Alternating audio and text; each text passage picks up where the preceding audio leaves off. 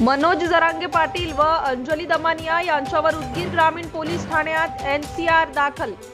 मनोज जरांगे पाटील व अंजली दमानिया यांनी वंजारी समाजाच्या नेत्यांना व समाजाला शिवीगाळ करून जीवे मारण्याची धमकी दिल्याप्रकरणी उदगीर ग्रामीण पोलीस ठाण्यात 8 जानेवारी बुधवारी रोजी 2:30 वाजेच्या दरम्यान एनसीआरची नोंद करण्यात आली आहे।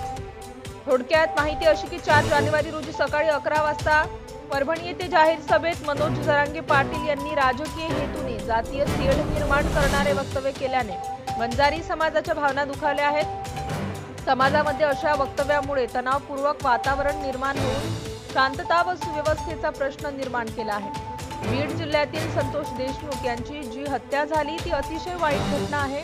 संतोष देशमुख यांची हत्या करणाऱ्यांना कठोर शिक्षा व्हावी, परंतु या घटनेच्या आडून मनोज जरांगे पाटील व अंजली दमानिया यांनी वंजारी समाजाबद्दल तसेच वंजारी समाजाचे मंत्री धनंजय मुंडे व पंकजाताई मुंडे, समाजातील अधिकारी व कर्मचारी यांना जातीवाचक शिवीगाळ करून जीवे मारण्याची धमकी देत आहेत। गोविंद नरहरी घुगे व सकल ओबीसी समाज यांनी दिलेल्या तक्रारीवरून उदगीर ग्रामीण पोलीस ठाण्यात मनोज जरांगे पाटील व अंजली दमानिया यांच्यावर 352, 351, 2, 351, 335 भारतीय न्याय संहितानुसार एनसीआरची नोंद करण्यात आली आहे। 6 जानेवारी रोजी उदगीर ग्रामीण पोलीस ठाण्यासमोर मनोज जरांगे पाटील व अंजली दमानिया यांच्यावर गुन्हा दाखल करावा या मागणीसाठी वंजारी समाजाने पोलीस निरीक्षकांना निवेदन दिले होते।